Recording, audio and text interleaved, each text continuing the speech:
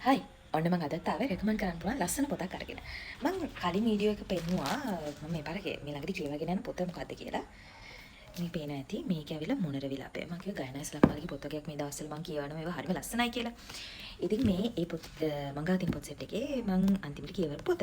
මම කලින් වීඩියෝ එකේ පෙන්නුවා විදියට මම මේ පාර ගයනස් ලක්මාලගේ ටිකක් වැඩි පොතක් කියනවා. ඔක්කොම කලෙක්ෂන් එක බලමු මම හිතන පොත් 9ක් විතර මගේ ඒ ඕතගේ පොත් තියෙනවා.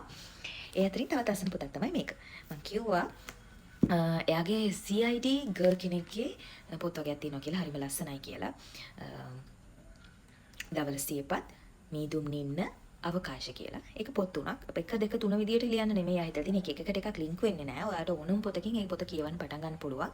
හැබැයි එකම කැරක්ටර්ස් දෙකක් තියෙනවා ප්‍රධාන කැරක්ටර්ස් දෙක තුනක් තියෙනවා. ඒ ටික තියෙනවා. ඒ කියන්නේ බුද්ධාංශ නිලධාරියක් වටා ලියවිච්ච කතාවක් නේ. බුද්ධාංශ නිලධාරිනිය ඉන්නවා දෙව්මිසිපත් කියලා. එයාගේ සහායකයා ඉන්නවා දුමිදු කියලා. ඒ වගේම එයාගේ ඔෆිසර් ඉන්නවා. ඒ කියන්නේ එයා වැඩ කරන එයාගේ රිපෝටිං ඔෆිසර් ඉන්නවා. එයා මට මතක විදියට මට එක්පාරට දැන් ඔලුවට එන්නේ නැහැ ගාම. කොහොම හරි ඒ තුන් දෙනා තමයි ඉන්නේ. ඒගොල්ලෝ අර ලංකාවේ විවිධ පළාත්වල හම්බ වෙච්ච මරණවල හරි එහෙම නැත්නම් අපරාධවල හරි සැක කටයුතු පොලිස් වාර්තාවල තියෙන දේවල් හරි ඒගොල්ලෝ විසඳන විදිය.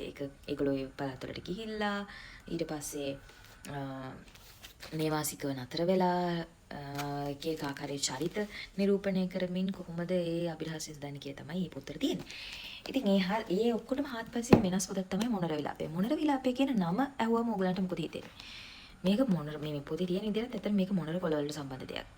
ඈත පිටිසර ගමක දුප්පත් පවුලක ළමයි 3 දෙනෙක් ඉන්න දුප්පත් අම්මලා තාත්තලා කුලී මලී වැඩ කරලා ජීවත් වෙන අම්මා කෙනෙකුගේ තාත්තා කෙනෙකුගේ ඉන්න ගෙදරක ඒ ළමයි 3 දෙනාට උගන්වගෙන ඔක්කොම කරගෙන අන්තිමේ ඉතාමත් නාහෙට අහන්න නැති හිතුවක්කාර පුතෙක් මේගොල්ලන්ට ඉන්නවා. ඉතින් ඒ පුතා පන්සල ඇසුරු කරගෙන කොහොම හරි ඒ හිතුවක්කාරකම් ටිකක් අඩු කරගෙන ඉවර වෙලා මෙයා හමුදාවට බැඳෙනවා. හැබැයි හමුදාවට බැඳලා ඒ පුහුණුව අවසන් කරලා පාස් ඔෆ් එක වෙලා ගෙදර ආවෙන් පස්සේ දැනගන්නවා තාත්තට පිළිකාවක් කියලා. ඊට පස්සේ මේ ඒ පවුලේ දෙවනියා තමයි ඒ පුතා. ඒ වගේ මෙයාට වැඩිම ලක්ක කෙනෙක් ඉන්නවා මේ පවුලේ. ඉතින් ඒ දෙන්න තාත්තට රසණීප නිසා මේ දරුවෝ දෙන්න තාත්තව බේර ගන්න සල්ලි හොයන්න තනියම කොළඹ ඇවිල්ලා ගහන ගේම් එක තමයි මේක තියෙන්නේ. ඒගොල්ලන්ට කොයි විදියට වරදිනවද? ඒ ගණලමට කොහොමද වරදින්නේ? කොහොමද ඒ තැනින් නැගිටින්න හදන්නේ? අදිෂ්ඨානය කොයි වගේද තියාගන්නේ?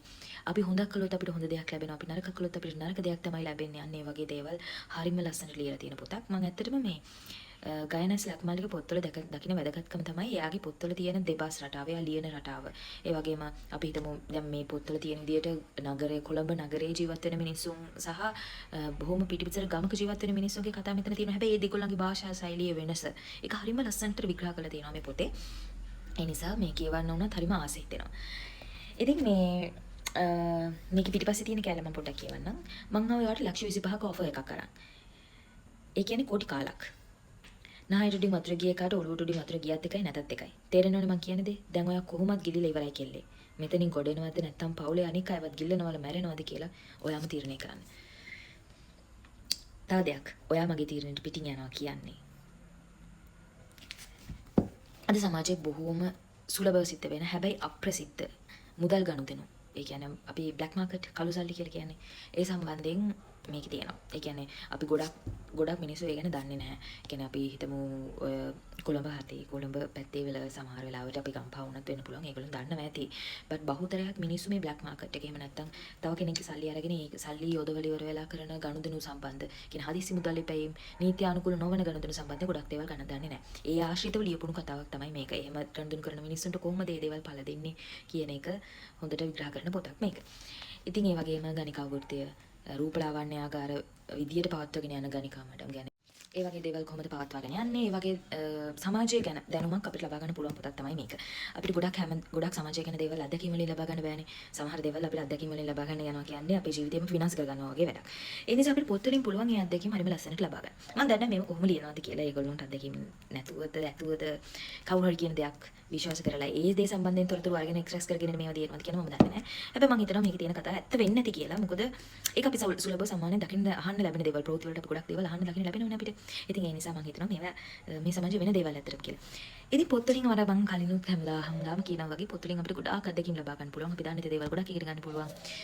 ඉතින් ආයි දවසක මේ වගේ ලස්සන පොතක් අරගෙන එනකම් ඔයගොල්ලෝ හැමෝම සතුටින් ඉන්න කියලා මම ප්‍රාර්ථනා කරනවා. බයි බයි.